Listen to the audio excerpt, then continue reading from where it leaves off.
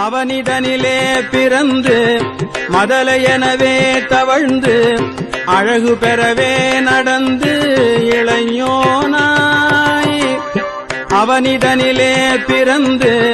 மதலையெனவே தவழ்ந்து அழகு பெறவே நடந்து இளைஞனாய் அருமழலையே மிகுந்து குதலை மொழியே புகன்று அதிவிதமதாய் வளர்ந்து 16 அருமழலையே மிகுந்து குதலை மொழியே புகன்று அதிவிதமதாய் வளர்ந்து 16 சிவகலைகள் ஆகமங்கள் மிகவும் அறை ஓதும் அன்பர்